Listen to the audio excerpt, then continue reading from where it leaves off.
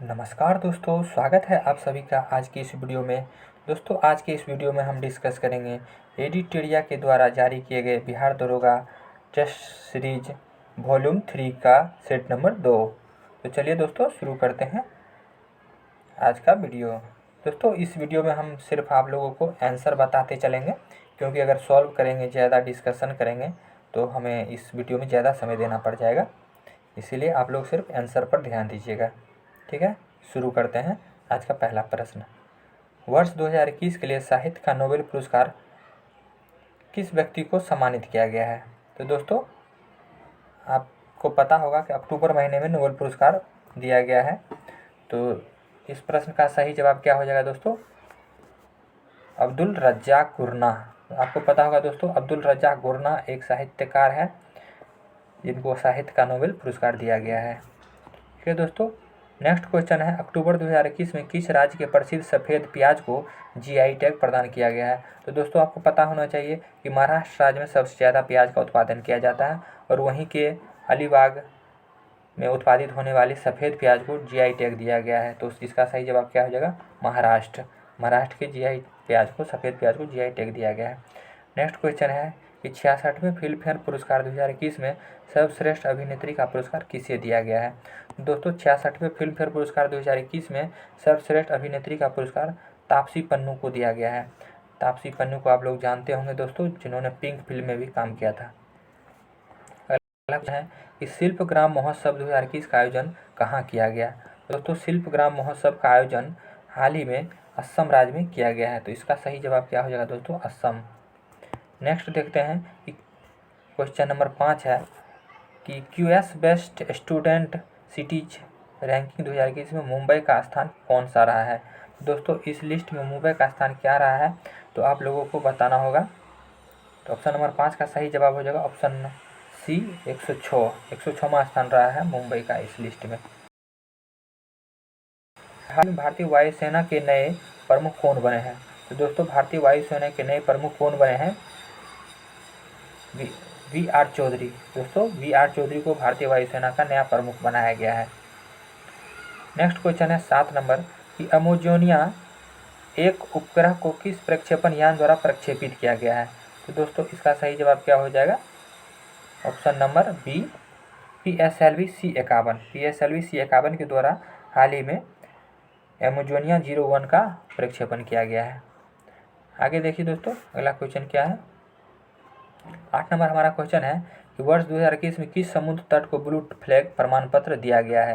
तो दोस्तों, आपको पता होगा कि समुद्र तटों को अच्छे रख रखाव और सुविधा के लिए ब्लू फ्लैग प्रमाण पत्र दिया जाता है। तो इस 2021 में ईडन समुद्र तट और कोवलम समुद्र तट को जीआई मतलब ब्लू फ्लैग प्रमाण पत्र दिया गया है। ठीक है, नेक्स्ट क्वेश्चन देखिए कि कहता है सैटेलाइट फोन से लेस होने वाला भारत का पहला राष्ट्रीय उद्यान कौन बन गया है? तो दोस्तों, सैटेलाइट फोन से लेस होने भारत का एकमात्र राष्ट्रीय उद्यान बना है काजीरंगा राष्ट्रीय उद्यान, जो असम राज्य में स्थित है। ठीक है दोस्तों, नेक्स्ट क्वेश्चन देखिए कि CSO की 21वीं बैठक 2021 में कहाँ आयोजित किया गया? तो CSO की बैठक 2021 में कहाँ आयोजित किया गया दोस्तों? तो इसका सही जवाब क्या हो जाएगा? Option number C, Tajikistan. ठीक है दोस्तों, आगे बढ़ते हैं। कहता मित्र शक्ति 2021 सैन्य अभ्यास का आयोजन कहाँ किया गया? तो दोस्तों, मित्र शक्ति सैन्य अभ्यास जो है हाल ही में कहाँ पे किया गया है? आपके अम्पारा में किया गया है। ठीक है, नेक्स्ट क्वेश्चन देखिए, भारत सरकार ने किस वर्ष तक भारतीय रेलवे को ग्रीन रेलवे बनाने का लक्ष्य रखा है? दोस्तों, भारतीय रेलवे ने वर्ष 2030 तक भारतीय रेलवे को ग्रीन टैग देने का योजना रखा है। कहता किस राज्य ने जन सुनवाई योजना की शुरुआत की है? दोस्तों, इसका सही जवाब क्या हो जाएगा? मध्य प्रदेश। मध्य प्रदेश ने अपने राज्य में जन सुनवाई के लिए नई योजना को पेश किया है। अब सेहत OPD पोर्टल को किस मंत्रालय के द्वारा जारी किया गया है? तो दोस्तों, सेहत पोर्टल जो है रक्षा मंत्रालय के द्वारा जारी किया गया है। यहाँ कन्फ्यूज करने वाली बात है कि सेहत है तो आप लोग स्वास्थ्य मंत्रालय मार देंगे, लेकिन इसका सही जवाब क्या हो जाएगा दोस्तों? रक्षा मंत्रालय। तो कहता पुस्तक human rights and terrorism in India के लेखक कौन है? तो दोस्तों, इसका सही जवाब क्या हो जाएगा? सुब्रमण्यम स्वामी। सुब्रमण्यम स्वामी ने इस पुस्तक को लिखा है। ठीक है दोस्तों, आगे बढ़ते हैं हम। अगला क्वेश्चन है 16 नंबर कि भारत सरकार ने वर्ष 25-26 तक राजकोषीय घाटा को जीडीपी का कितना प्रतिशत करने का लक्ष्य रखा है। दोस्तों इसका सही जवाब क्या हो जाएगा, ऑप्शन नंबर डी 4.5%। भारत सरकार ने जीडीपी का लक्ष्य 4.5% रखा है। ठीक है दोस्तों, अगला देखिए, अगला क्वेश्चन हमारा 17 नंबर, बजट 2021-22 के अनुसार देश में कुल कितने सैनिक स्कूल खोले जाएंगे। तो दोस्तों 17 नंबर क्वेश्चन का जवाब क्या हो जाएगा, बी, ऑप्शन नंबर बी, यानी कि 100। यानी बजट 2021-22 में 100 सैनिक स्कूल खोले जाने का प्रावधान रखा गया है। अब कहता है अप्रैल 2020 से सितंबर 2020 तक भारत में सर्वाधिक एफडीआई किस देश से प्राप्त हुआ है। तो दोस्तों सर्वाधिक एफडीआई किस देश से प्राप्त हुआ है, तो इसका सही जवाब हो जाएगा Singapore, option number A, Singapore से सबसे ज़्यादा एफडीआई प्राप्त हुआ है। अगला क्वेश्चन है, टोक्यो पैरालंपिक में भारत के लिए सर्वाधिक पदक जीतने वाली, भारत के लिए पहला पदक किसने जीता है। दोस्तों इसका सही जवाब क्या हो जाएगा, 19 नंबर क्वेश्चन का option number C, Bhavina Patel. Bhavina Patel ने भारतीय पैरालंपिक में सबसे पहला पदक जीता है। अगला है कि टोक्यो पैरालंपिक में स्वर्ण पदक जीतने वाले बैडमिंटन खिलाड़ी प्रमोद भट्ट का संबंध किस जिले से है। जो बिहार के जिले के बारे में पूछा जा रहा है दोस्तों, तो इसका सही जवाब हो जाएगा वैशाली जिला, वैशाली के हाजीपुर के प्रमोद भगत है। अगला, किस देश ने भारत से ब्रह्मोस मिसाइल सहित अन्य उपकरण खरीदने हेतु समझौता किया है। तो इसका सही जवाब क्या हो जाएगा दोस्तों, 21 नंबर क्वेश्चन का option number C, Philippines. Philippines ने भारत से ब्रह्मोस मिसाइल खरीदने के लिए समझौता किया है। ठीक है दोस्तों, अगला क्वेश्चन देखिए, कहता किस संस्था द्वारा देश के पहले नैनो यूरिया लिक्विड को लॉन्च किया गया है। तो आपको यहाँ यूरिया से ही समझ आ जाना चाहिए कि भारत यूरिया और खाद को निर्माण करता है, तो कंपनी का नाम है इफ्को। इसका सही जवाब क्या हो जाएगा दोस्तों, इफ्को। ठीक है, आगे बढ़ते हैं। कहता है हाल ही में एस्टोनिया की पहली महिला प्रधानमंत्री कौन बनी है। ऑप्शन नंबर 23 है, इसका सही जवाब क्या हो जाएगा दोस्तों, इसका सही जवाब हो जाएगा option number A, Kaza class. Kaza class इसका सही जवाब हो जाएगा। ठीक है, आगे बढ़ते हैं। नेक्स्ट क्वेश्चन है हमारा कि नवीनतम आंकड़ों के अनुसार भारत का दूसरा सबसे बड़ा तेल आपूर्तिकर्ता देश कौन है। दोस्तों इसका सही जवाब क्या हो जाएगा, अमेरिका, ऑप्शन नंबर सी, इसका सही जवाब हो जाएगा, क्या हो जाएगा, अमेरिका। ठीक है, आगे देखते हैं। अगला क्वेश्चन है हमारा दोस्तों कि किस देश ने निवेश को बढ़ावा देने हेतु नई नागरिकता नीति 2021 को लागू किया है। तो दोस्तों इसका सही जवाब क्या हो जाएगा, यूएई। यूएई ने अपने देश में निवेशकों को आकर्षित करने के लिए नई नागरिकता कानून लागू किया है। ठीक है दोस्तों, अब अगला सवाल है दोस्तों, मैथ से सवाल है। तो मैथ अगर बनाने लगेंगे तो ज़्यादा टाइम लगेगा, इसलिए इसको स्किप करते हैं, आप लोग बना लीजिएगा। 2, 3 ये सारे मैथ के सवाल है, इसको छोड़ देते हैं, आगे बढ़ते हैं जीके की ओर। दोस्तों अगला क्वेश्चन है हमारा कि निम्नलिखित में से कौन सा राज्य पड़ोसी देश भूटान के साथ सीमा साझा नहीं करता है। तो इसका सही जवाब क्या हो जाएगा दोस्तों, उपयुक्त में से कोई नहीं, ऑप्शन नंबर डी, कोई जो देश जो है साझा सीमा नहीं करता है भूटान के साथ। नेक्स्ट क्वेश्चन है हमारा दोस्तों, अरावली पहाड़ी के पश्चिमी छोर से निम्न में से कौन सी नदी निकलती है। तो इसका सही जवाब क्या हो जाएगा दोस्तों, ऑप्शन नंबर डी, ए और बी दोनों, यानी कि नूली और माही दोनों नदी जो है अरावली की पश्चिमी सीमा से निकलती है। ठीक है दोस्तों, अगला देखिए क्या है, कहता हिमालय का प्रादेशिक विभाजन 4 विभाग में की गई है, जिससे नेपाल हिमालय की लंबाई लगभग कितनी है। तो इसका सही जवाब क्या हो जाएगा दोस्तों, नेपाल हिमालय की लंबाई कितनी है। तो इसका आंसर हो जाएगा option number A, 800 kilometre. Nepal, आपको पता होना चाहिए दोस्तों, 4 भागों में नेपाल को विभाजित किया गया है। अगला देखिए दोस्तों, कहता सैडल पीक की अवस्थिति क्या है। तो दोस्तों आपको पता होना सैडल पीक कहाँ है, तो अंडमान निकोबार द्वीप समूह में स्थित है। तो ये आपको उत्तरी अंडमान में स्थित है। तो इसका सही जवाब क्या हो जाएगा दोस्तों, इसका सही जवाब जो उत्तरी अंडमान। ठीक है, अगला देखिए, कहता दिए गए विकल्प में से कौन कृष्णा की सहायक नदी नहीं है। ऑप्शन नंबर 35 है कि दिए गए विकल्प में से कृष्णा की सहायक नदी कौन नहीं है। तो इसका सही जवाब क्या हो जाएगा दोस्तों, पेननंगा। पेननंगा जो है इसका सही जवाब है option number D, option D जो है इसका सही जवाब है। ठीक है, आगे देखिए, विश्व में तंबाकू का सबसे बड़ा उत्पादक देश कौन सा है। तो इसका सही जवाब क्या हो जाएगा दोस्तों, इसका सही जवाब हो जाएगा चीन, इसका सही जवाब होगा चीन।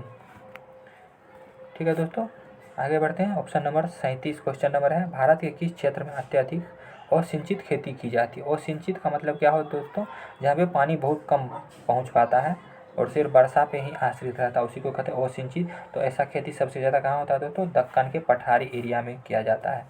ठीक है दोस्तों, आगे बढ़िए। लोनार झील कहाँ अवस्थित है? तो दोस्तों लोनार झील आपको पता होना चाहिए। लोनार झील कहाँ है?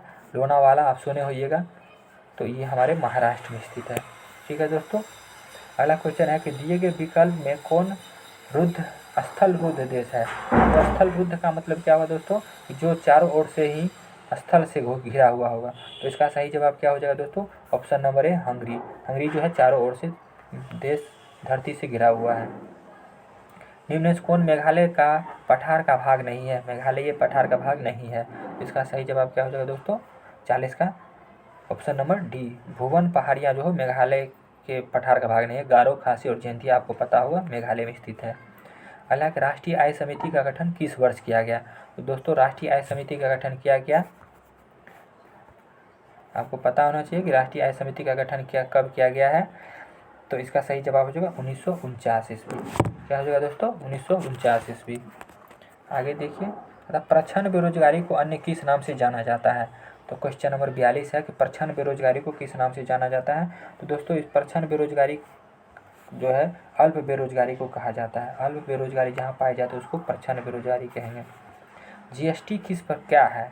तो आपको पता होगा कि दोस्तों जीएसटी को लागू किया गया है। तो आपको बताना है कि जीएसटी क्या है। तो ये एक क्या है? अप्रत्यक्ष कर है। अप्रत्यक्ष कर क्या होता है दोस्तों? जिसे हम डायरेक्ट नहीं देते हैं। सार्वजनिक क्षेत्र में निवेश को क्या कहा जाता है? दोस्तों आपको पता होना चाहिए सार्वजनिक क्षेत्र में निवेश को क्या कहा जाता है?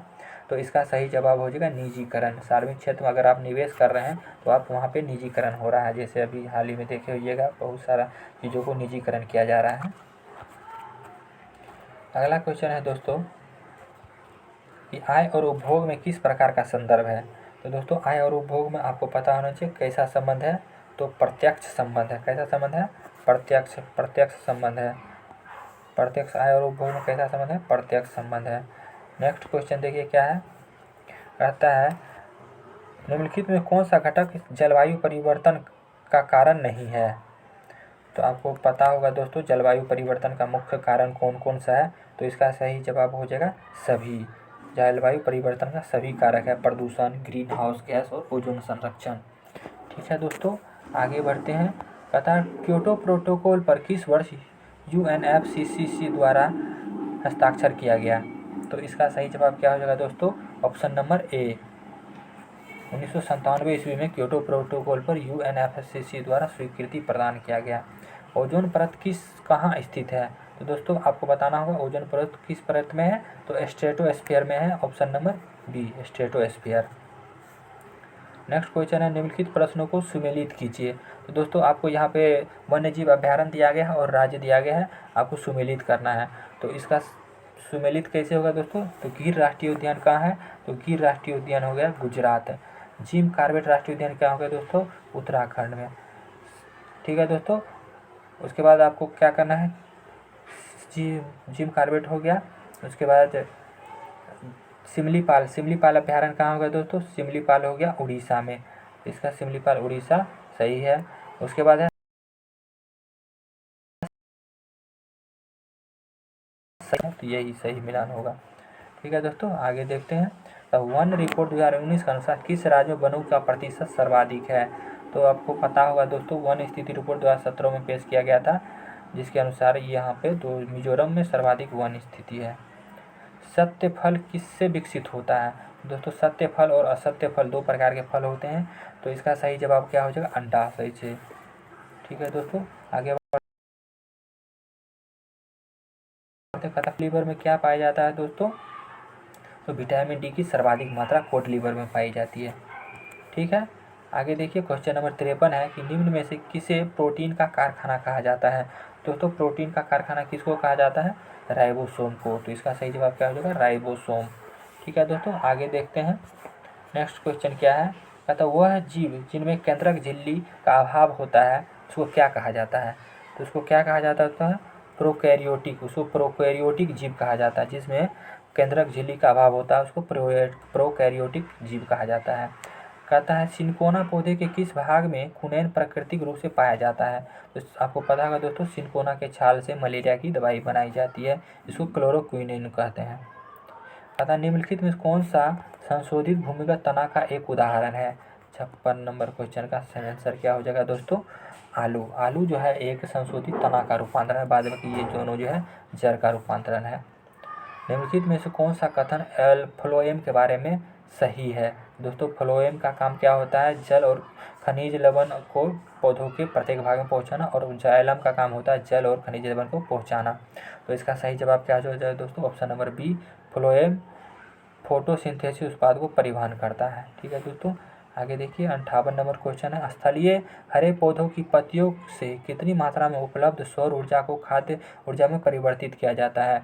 तो इसका सही जवाब क्या हो जाएगा दोस्तों, 1%। आपको पता होगा पौधा जितने भी सौर ऊर्जा प्राप्त करता है उससे मात्र 1% ही खाद्य ऊर्जा को अपने पास परिवर्तित कर पाता है। ठीक है दोस्तों, 59 नंबर क्वेश्चन है, कैल्शियम कार्बाइड का उपयोग हरे पौधों को पकाने, हरे फलों को पकाने के लिए किया जाता है क्योंकि यह डैश बनाता है।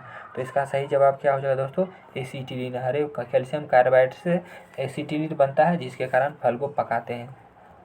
तथा कार्बन का क्रिस्टलीय अपरूप निम्नलिखित में से कौन है। तो कार्बन का क्रिस्टलीय रूप कौन है दोस्तों, 60 नंबर क्वेश्चन का आंसर हो जाएगा ग्रेफाइट, ऑप्शन नंबर बी इसका सही जवाब है।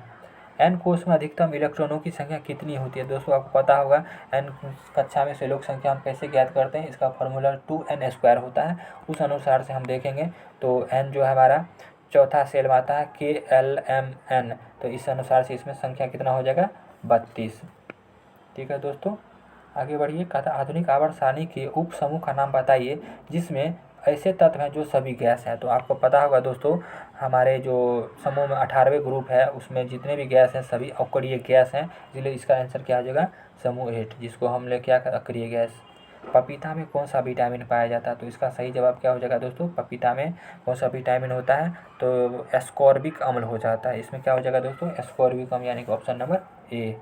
ठीक है दोस्तों, नेक्स्ट देखते हैं।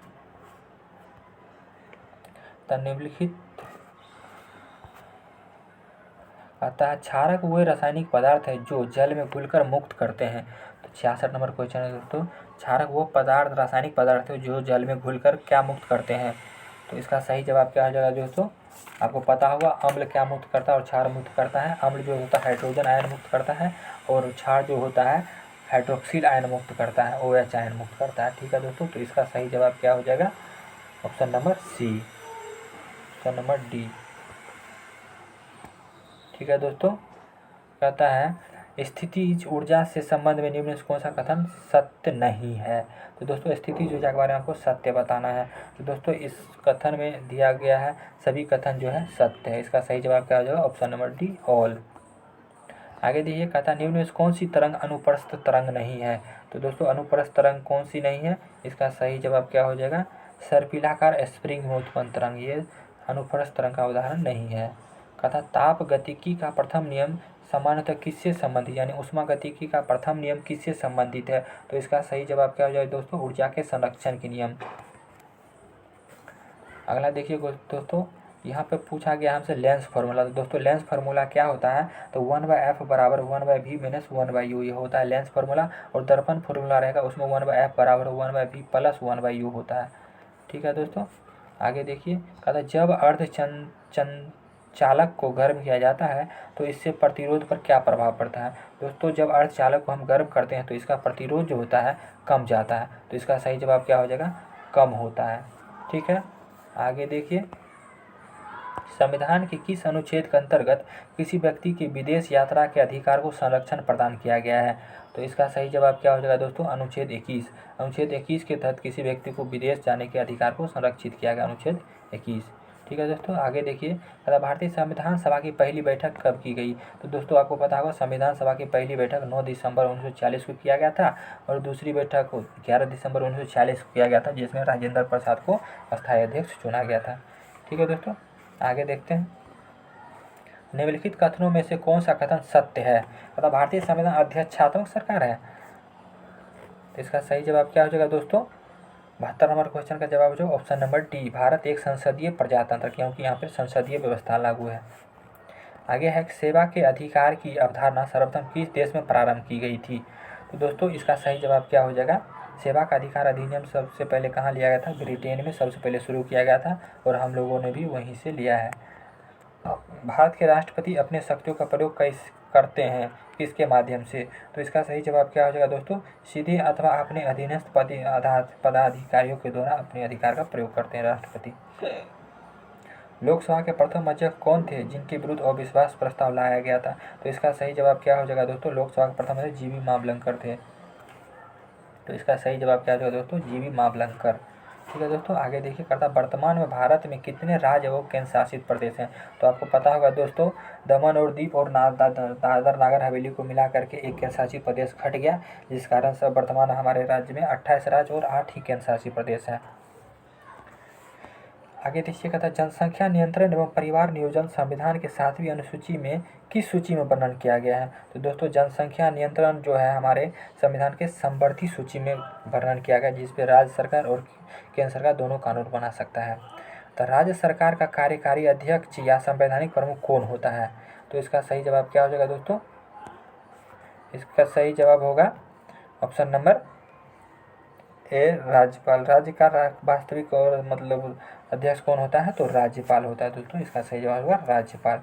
ठीक है, आगे बढ़ते हैं, देखते हैं। निम्नलिखित में से किस समिति या आयोग ने न्याय पंचायत के गठन की सिफारिश की थी। तो इसका सही जवाब क्या हो जाएगा दोस्तों, अशोक मेहता समिति। अशोक मेहता समिति ने सिफारिश किया था कि न्याय पंचायत का गठन किया जाए।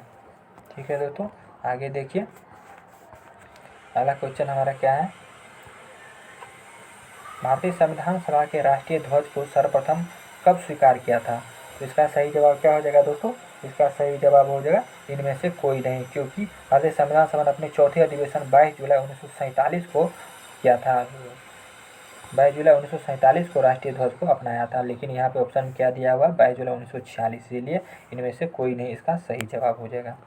ठीक है दोस्तों, अगला क्वेश्चन देखिए, कहता है सूची 1 को सूची 2 से मिलान कीजिए, संवैधानिक प्रावधान और स्रोत को आपको मिलाना है। तो दोस्तों इसका मिलान करने के लिए आपको दिया गया है, तो इसका क्या होगा, मंत्रिमंडलीय सरकार जो है वो ब्रिटेन से लिया गया है, सही है। उसके बाद है केंद्र राज्य संबंध, ये कनाडा से लिया गया है, और आपात उपबंध जर्मनी से लिया गया है, और मूल अधिकार अमेरिका से लिया, यानी कि इसका सभी मिलान सही है, यानी कि ऑप्शन नंबर ए ही इसका सही जवाब होगा। सल्तनत काल में राजस्व की विभाग का प्रमुख क्या कहलाता था। तो इसका सही जवाब क्या हो जाएगा दोस्तों, राजस्व विभाग का प्रमुख क्या वजीर कहा जाता था। अब कहता अकबर द्वारा फतेहपुर सीकरी की स्थापना कब किया गया था। तो इसका सही जवाब क्या हो जाएगा दोस्तों, 1571 ईस्वी में फतेहपुर सीकरी का स्थापना किया गया था। पुरंदर की संधि कब की गई थी। 84 नंबर क्वेश्चन का आंसर क्या हो जाएगा दोस्तों, पुरंदर की संधि कब की गई थी। तो 1666 ईस्वी 1665 ईस्वी में किया गया था। कब किया था पुरंदर की संधि दोस्तों, 1665 ईस्वी में। तो इसका सही जवाब क्या आ जाएगा, 1665 ईस्वी। आगे देखिए दोस्तों, 4 भाग बनाने की परंपरा की शुरुआत किस शासक के समय में हुई थी। तो 85 नंबर क्वेश्चन का आंसर क्या हो जाएगा दोस्तों, ऑप्शन नंबर ए, बाबर के ही समय में 4 भाग बनाने की शुरुआत की गई थी। 86 में मंदसौर अभिलेख निम्न में से किस शासक से संबंधित है। तो इसका सही जवाब क्या हो जाएगा दोस्तों, यशोवर्मन से संबंधित है मंदसौर का अभिलेख, और रुद्रदामन का अभिलेख किससे संबंधित, प्रयाग प्रशस्ति अभिलेख। हुएन सांग के संबंध में कौन सा कथन गलत है। 87 नंबर क्वेश्चन का आंसर देखिए दोस्तों क्या हो जाएगा, ऑप्शन नंबर डी, यानी कि सभी सत्य है। हुएन सांग के शासन हर्षवर्धन शासनकाल में आया था। इसका भवन वृत्तांत यूपी में वर्णित है, और हुएन सांग ने बौद्ध की प्रतिमा के साथ सूर्य एवं शिव का प्रतिमा का पूजा किया था, इसीलिए इसका सही जवाब क्या हो जाएगा, ऑप्शन नंबर डी, सभी सही है। अगला क्वेश्चन देखिए दोस्तों, अगला है कि संविधान सभा के प्रथम स्थल रोपड़ किस नदी के किनारे स्थित है। तो दोस्तों संदर्भ सभ्यता रोपड़ जो है किस नदी के किनारे स्थित है। तो इसका सही जवाब होगा सतलज नदी, यानी कि रोपड़ जो है दोस्तों कहाँ स्थित है, सतलज नदी के किनारे स्थित है। आगे देखिए दोस्तों क्या है, तो उत्तरकालीन मुगल सम्राट में सर्वाधिक समय तक शासन किसने किया था। तो दोस्तों उत्तर मुगल काल में सर्वाधिक समय तक शासन कौन किया था। तो इसका सही जवाब हो ऑप्शन नंबर सी, शाह आलम द्वितीय। शाह आलम द्वितीय ने उत्तर मुगल काल में सर्वाधिक दिनों तक शासन किया था।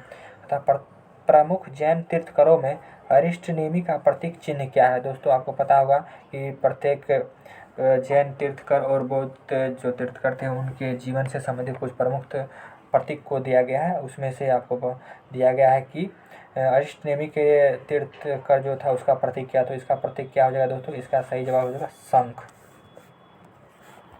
अगला क्वेश्चन है 91 नंबर, तो लंगर व्यवस्था को किस सिख गुरु ने अस्थायी बना दिया था। तो दोस्तों लंगर को जो है सिख गुरु जो थे अंगद, उन्होंने 10 दूसरे गुरु थे अंगद, उन्होंने लंगर व्यवस्था को क्या किया था, अस्थायी कर दिया था। अगला क्वेश्चन है दोस्तों कि किस गवर्नर जनरल ने में से किसने राजकीय कोषागार को मुर्शिदाबाद से हटाकर कलकत्ता ले गया था। तो इसका सही जवाब क्या हो जाए दोस्तों, वारेन हेस्टिंग्स। वारेन हेस्टिंग्स ने राष्ट्रीय शस्त्रागार को मुर्शिदाबाद से हटाकर कहाँ ले गया था, कोलकाता। अतः बरेली में हुए 1857 विद्रोह को दबाने वाला नायक का नाम क्या था। तो इसका सही जवाब क्या हो जाए दोस्तों, इसका सही जवाब हो जाएगा हडसन। निगोल्सन और हडसन के नाम आप सुने होंगे। पहली बार राजस्व शब्द का प्रयोग किया गया था। तो दोस्तों पहली बार राजस्व शब्द का प्रयोग 1906 ईस्वी में किया गया था। किनके द्वारा किया गया था, तो दादा भाई नेहरू जी के द्वारा किया गया था 1806 ईस्वी में, 1906 ईस्वी में। ठीक है दोस्तों, आगे बढ़ते हैं। अगला क्वेश्चन देखिए क्या है, तो आर्थिक सहयोग और विकास संगठन का मुख्यालय कहाँ स्थित है। तो दोस्तों आर्थिक सहयोग और विकास का मुख्यालय कहाँ स्थित है, तो इसका सही जवाब क्या हो जाएगा दोस्तों, पेरिस। आर्थिक सहयोग संगठन का मुख्यालय कहाँ स्थित है, पेरिस में।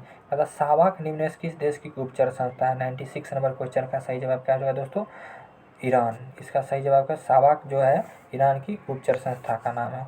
ठीक है दोस्तों, 97 नंबर देखिए, कहता 49वीं समांतर रेखा किन दो देशों के अंतर्राष्ट्रीय सीमा रेखा है। तो इसका सही जवाब क्या हो जाएगा दोस्तों, यूएसए और कनाडा। तो दोस्तों यूएसए और कनाडा के बीच जो अंतर्राष्ट्रीय रेखा उसको क्या कहा जाता है, 49वीं समांतर रेखा। और 38वीं समांतर रेखा किसके किसके बीच है दोस्तों, तो उत्तर कोरिया और दक्षिण कोरिया के बीच क्या है, 38वीं समांतर रेखा है। और जर्मनी और फ्रांस के बीच क्या है, मैगी-फ्रा रेखा। ठीक है दोस्तों, आगे बढ़ते हैं। कहता भारत का सबसे ऊंचा बांध किस राज्य में स्थित है। दोस्तों आपको पता होगा भारत का सबसे ऊंचा बांध जो है उत्तराखंड राज्य में स्थित है, जिसको क्या कहते हैं हम, टिहरी बांध कहते हैं। तो कृत्रिम उपग्रह को अंतरिक्ष में प्रक्षेपण करने वाला प्रथम देश कौन बन गया है। तो इसका सही जवाब क्या हो जाएगा दोस्तों, कृत्रिम उपग्रह प्रक्षेपण करने वाला होगा रूस। ठीक है दोस्तों, अगला क्वेश्चन देखिए, और इस सेट का लास्ट क्वेश्चन है जो आपको बताने जा रहे हैं हम। तथा मूल राशि इसमें से नहीं है। तो दोस्तों आपको पता होगा कि इस मूल राशि शुरू में 7 ही थे, इसमें से ये तो नहीं था, आयतन नहीं, मूल राशि नहीं है, बाद की सब जो है मूल राशि। तो इसका सही जवाब क्या होगा दोस्तों, इसका सही जवाब होगा आयतन, यानी कि आयतन जो है मूल राशि नहीं है। तो दोस्तों इस प्रकार से हम इस सेट को ख़त्म कर चुके हैं। अगर आपको ये वीडियो अच्छा लगा होगा तो आप एक लाइक ज़रूर करेंगे और अपने दोस्तों के साथ भी शेयर करेंगे। वॉचिंग करने के लिए